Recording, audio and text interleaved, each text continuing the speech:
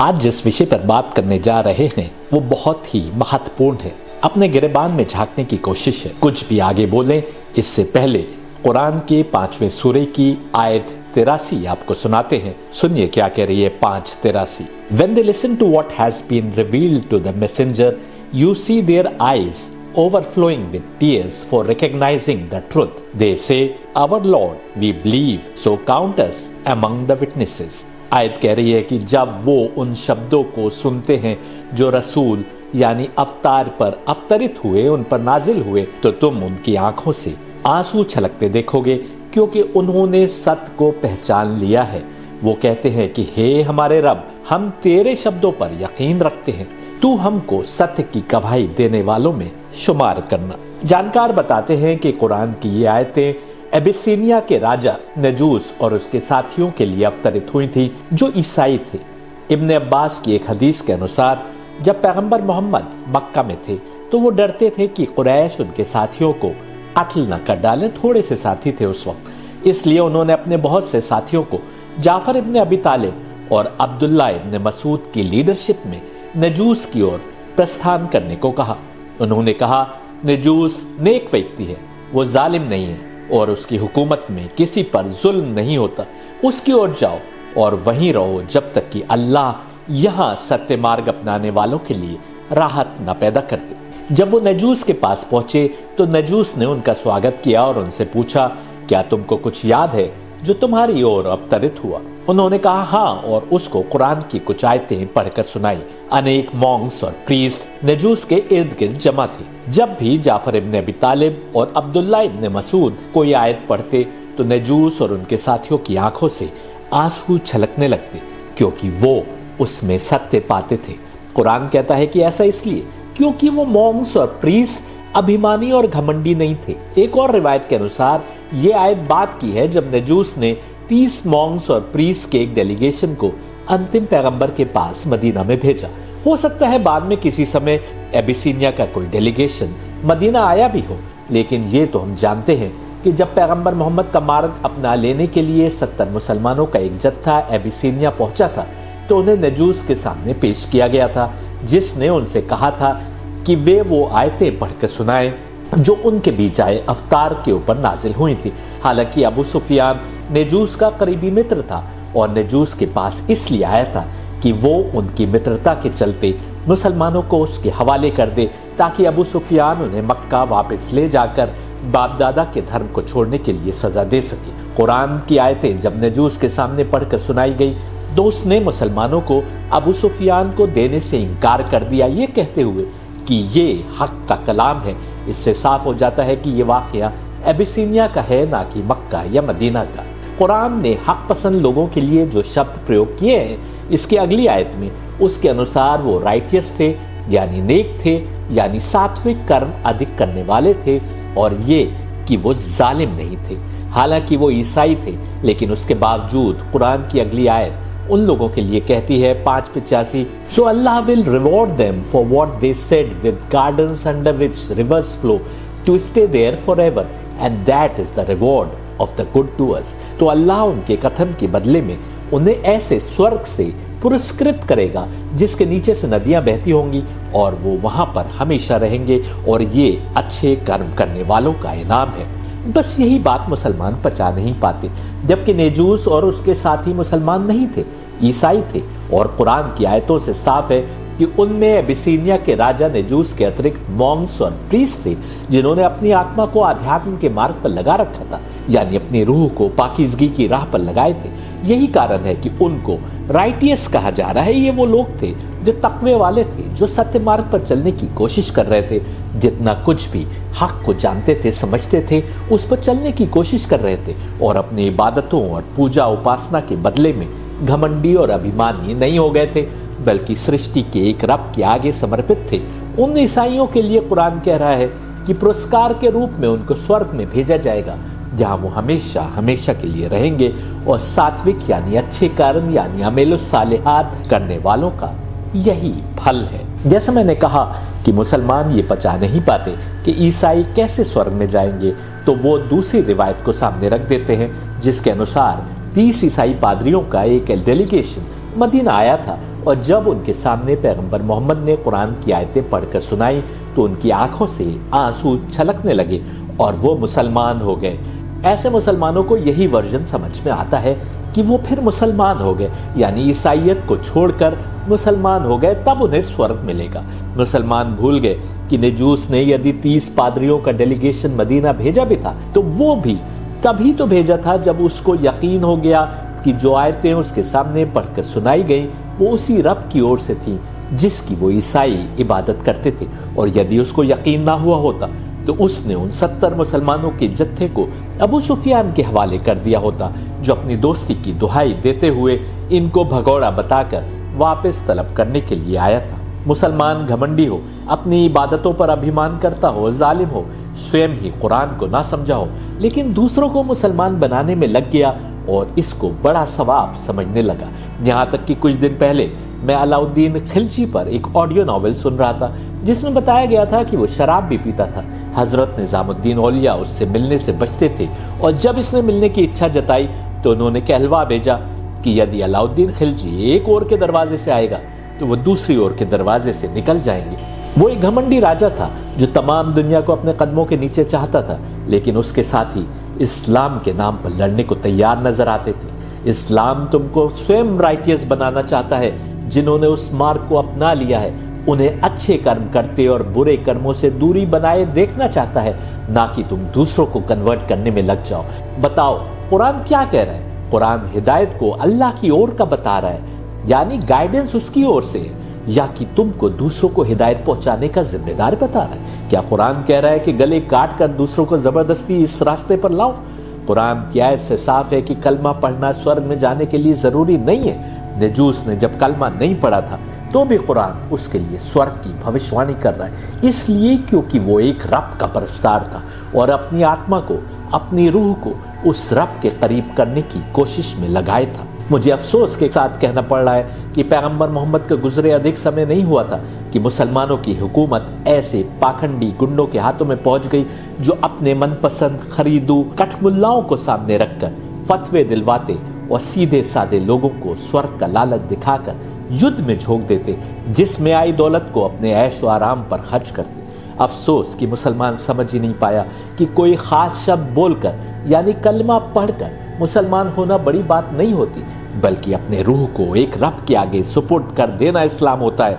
और जिस किसी ने भी अपनी रूह को उस एक रब के आगे सुपुर्द कर रखा है वही इस्लाम यानी सलामती की राह पर है। यदि उसकी कोशिश सच्ची है और वो अपनी रूह को अपने रब के आगे समर्पित करके उसको तरक्की यानी उत्थान यानी पाकीज़गी की राह पर लगाने में लगा है, तो यदि वो कुछ हकीकतें नहीं भी समझ पाया तो उसके रब की ओर से या तो वे राह उसको किसी समय दिखा दी जाएगी या फिर उसकी नासमझी का हिसाब नहीं लिया जाएगा।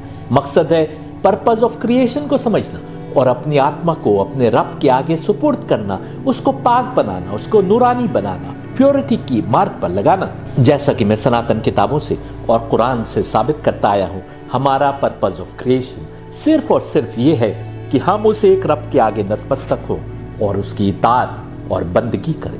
आप यदि मुसलमान हैं तो मुझे बुरा भला कह रहे होंगे क्योंकि आपको ये सब नहीं बताया गया। आप कह रहे होंगे कि ईसाई कैसे स्वर्ग में जा सकते हैं, उसके लिए तो उन्हें मुसलमान बनना होगा। मेरा सवाल है, फिरौन के दौर में ले चलता हूँ। फिरौन ने जादूगरों को हुक्म दिया कि मूसा की ओर रस्सियां फेंको। जादूगरों ने रस्सियां फेंकी, उन्होंने फेंकी तो वो रस्सियां बल खाते सांप बन गए जो मूसा की ओर बढ़े। मूसा की रब की ओर से हुक्म हुआ कि तुम्हारे हाथ में जो डंडा है उसको फेंक दो। मूसा ने अपना डंडा फेंका तो वो और बड़ा सांप बन गया और उसने जादूगरों के सांपों को खा लिया। जादूगर मूसा के आगे गिर गए और कहने लगे कि हम मूसा के खुदा पर ईमान लाए। इस पर फिरौन गुस्से से लाल हो गया। उसने हुक्म दिया कि इन जादूगरों के एक ओर का हाथ और दूसरी ओर का पैर काट दो। उन्होंने कहा कि इससे कोई फर्क नहीं पड़ता, हमारी आंखों ने सत्य को पहचान लिया। मेरा प्रश्न है कि क्या वो जादूगर जिन्होंने सत्य को पहचानने के कारण अपना एक ओर का हाथ और दूसरी ओर का पैर कटवा दिया, वो स्वर्ग में नहीं जाएंगे और हम आप स्वर्ग में जाएंगे? उन्होंने भी तो नहीं कहा था ला इलाहा इल्लल्लाह मुहम्मदुर रसूलुल्लाह। लेकिन अब आप भी मान रहे हैं कि वो जादूगर यकीनन ऐसे स्वर्ग में जाएंगे जहां वो हमेशा हमेशा के लिए रहेंगे। मूसा का खुदा और मोहम्मद या कृष्ण या राम या ईसा का खुदा कोई अलग थोड़ी है। अंतिम मकसद सारी सृष्टि के एक रब को पहचान लेना है। यानी साफ है कि वो जिसको अपने रब की ओर का रसूल यानी अवतार मान रहे थे, उसके रास्ते पर आ गए तो अब उनके लिए स्वर्ग में हमेशा की जिंदगी है। क्या मूसा की शिक्षा उस समय के लिए थी और अब के लिए नहीं है? यदि कोई आज मूसा की शिक्षा पर पैदा हुआ और उस पर चलने की भरसक कोशिश कर रहा है, परंतु उसने अपने इर्द गिर्द के माहौल के कारण नहीं समझा कि अंतिम रसूल मोहम्मद है, और वो मूसा की बताई राह पर चलते हुए अपनी आत्मा को पाकीज़गी की राह पर लगाए रहा और सच्चे दिल से अपने रब के आगे सुपुर्दगी इख्तियार किए रहा, तो वो क्यों कर स्वर्ग में नहीं जाएगा? मुसलमान तो आवागमन को नहीं मानते, पुनर्जन्म को नहीं मानते, लेकिन गीता कह रही है कि जो बहुत अच्छे कर्म करे परंतु ऐसे कर्म ना कर पाए कि वो मोक्ष यानी सैल्वेशन प्राप्त कर ले, तो उसको राजा या स्वयं देवताओं के घर में पैदा कर दिया जाता है। यानी वहां पैदा कर दिया जाता है जहां से उसको मोक्ष प्राप्त करने में आसानी हो। पिछले शरीर को छोड़ते समय आत्मा जिस लेवल पर थी उससे आगे बढ़ने का मार्ग उसको प्रदर्शित कर दिया जाता है, भले ही तुम जान ना पाओ कि उस आत्मा के साथ क्या हुआ। और दूसरी ओर कुरान कह रहा है कि जब तुमको अच्छी बुरी दोनों राहें बता दी गई थी तो तुम उस चढ़ाई पर क्यों न चढ़े जिसके आगे तुम्हारी बेहतरी थी। इस बेहतरी की राह की तलाश में तो निकलो। सच्चे दिल से तुमको खींच लेने की जिम्मेदारी उसकी है, क्योंकि हिदायत उसकी तरफ से है। क्या कुरान नहीं कह रहा है कि हिदायत हमारी तरफ से? जब हिदायत अल्लाह की तरफ से है तो फिर तुम क्यों लगे हो दूसरों को इस्लाम में दाखिल करने में? अल्लाह यदि देखेगा कि उसके बंदे की कोशिश सच्ची है और यदि वो चाहेगा कि उसको कुछ और ज्ञान अर्जित करना जरूरी है या ये जानना जरूरी है कि मोहम्मद ही अल्लाह की ओर के अंतिम रसूल हैं, तो हिदायत देने वाला अल्लाह इस ज्ञान को भी उस तक पहुंचा देगा। अब सुनो एक और राज जो तुमको आज तक पता नहीं था। मैं साबित करता आ रहा हूं कि दिव्य आत्माएं यानी देवता विश्व के विभिन्न हिस्सों में विभिन्न भाषा बोलने वालों के दरमियान मानव शरीर में अवतरित होते रहे, और फिर एक समय आना था जब ये सब के सब दिव्य आत्माएं एक के बाद एक अरब के रेगिस्तान में मानव शरीर में अवतरित हुई। तो इनको अहलल बैत यानी घर के लोग कहा गया। किस घर के लोग? बैतुल्लाह के अहलल बैत, अल्लाह के घर के अहलल बैत, अल्लाह के घर के लोग। तुम आज तक नहीं समझ पाए कि सैयदों को कुछ मायनों में औरों पर बर्तरी क्यों दी गई? गीता उत्तर दे रही है, यदि तुम अच्छे कर्म करते हो और उस लेवल तक नहीं पहुंच पाते कि तुम साबिकून में से कहलाओ, आगे बढ़ जाने वाले यानी मोक्ष प्राप्त कर लेने वालों में से कहलाओ, तो तुमको देवताओं के घर पैदा कर दिया जाएगा। क्यों? इसलिए कि इस सृष्टि में मार्गदर्शन करने का, हिदायत देने का जिम्मा कुछ नूरानी रूहों के दिव्य आत्माओं के जिम्मे है। अब उसी घराने में पैदा होने के बावजूद यदि तुम मोक्ष की राह नहीं पा पाओ तो तुमसे बदकिस्मत कौन है? यही बात ब्राह्मणों के लिए भी कही जा सकती है। क्या कुरान ने यह नहीं कहा कि हमने मुख्तलिफ राहें बताई ताकि देख सकें कि तुम उन पर चलते हो कि नहीं?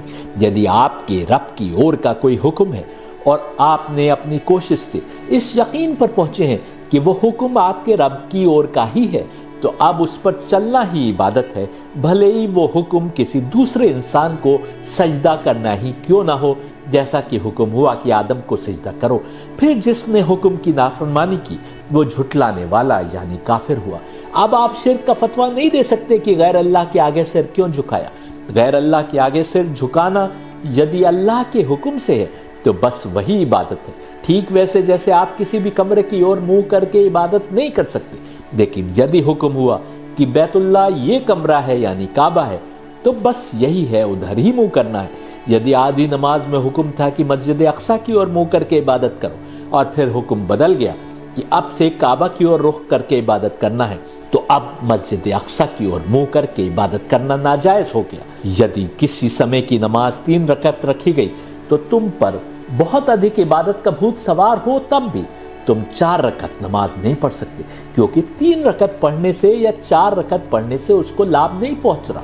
वो तो ये देखना चाहता है कि यदि तुम उसको सारी सृष्टि का रब मानते हो तो तुम उसकी सुनते हो कि नहीं सुनते। इसी प्रकार यदि किसी ने उसके बीच आए नबी के बताए तरीके से इबादत की और पूरे सच्चे मन से उसने कोशिश की कि वो सत्य मार्ग को जानने की कोशिश करे, फिर अब उसको इबादत का जो भी तरीका समझ में आया तो उसके लिए बस वही इबादत है, क्योंकि कुरान भी कह रहा है कि हमने विभिन्न मार्ग बताए ताकि देख सके कि तुम कहना मानते हो कि नहीं, तुम उस पर चलते हो कि नहीं। और तुम लग गए सबको अपने तरीके से इबादत करवाने में।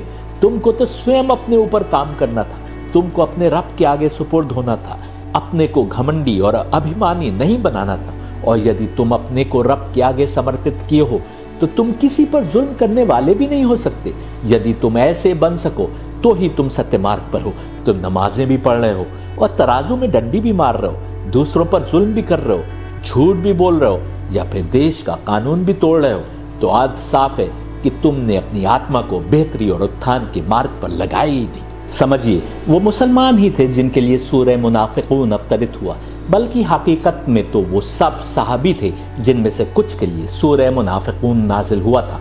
यानी वो पैगंबर मोहम्मद के साथी थे जिन्होंने स्वयं पैगंबर को अपनी आंखों से देखा था।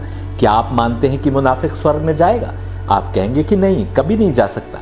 लेकिन आप ये मानते हैं कि तमाम के तमाम सहाबी स्वर्ग में जाएंगे। कैसे जाएंगे जब उन्हीं सहाबियों में से कुछ के लिए सूरह मुनाफिकून अवतरित हो रहा है? मुझे सुनाने की जरूरत नहीं है कि मुनाफिकों के लिए कुरान क्या कुछ सजा की बात कर रहा है। इस सब से साफ है कि मुसलमान कलमा पढ़ने के बावजूद मुनाफिक भी हो सकता है, काफिर भी हो सकता है और मुशरिक भी हो सकता है। और जो बात हम नहीं समझ पाए थे अभी तक, वो ये कि जबान से कलमा पढ़ लेना आवश्यक नहीं, जो कहलवाने की कोशिश में सैकड़ों वर्ष तक अनेक मुसलमान बादशाह और अनेक दूसरे लोग लगे रहे, क्योंकि उनको रिवायती इस्लाम बताया गया था जिसके अनुसार कुछ एक्टिविटीज को कर लेना मुसलमान के लिए आवश्यक था, और जो वो एक्टिविटीज ना करे वो मुसलमान नहीं था।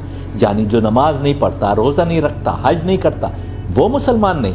लेकिन सवाल वही है, ये तो वो करेगा जिसने पैगंबर मोहम्मद को अंतिम पैगंबर मान लिया और उनकी बताई राह पर चल रहा है। मूसा को जिसने एक खुदा की ओर का अवतार माना, वो तो नमाज नहीं पढ़ते होंगे, या पढ़ते होंगे तो इस प्रकार तो नहीं पढ़ेंगे जैसे आप पढ़ते।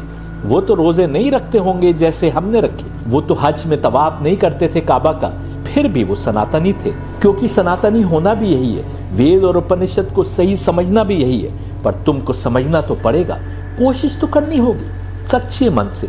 जो हिंदू धर्म का मानने वाला अपने को कह रहा है, उसको सच्चे दिल से वेदों को समझना होगा यदि वो चाहता है कि हक के मार्ग के करीब पहुंचे।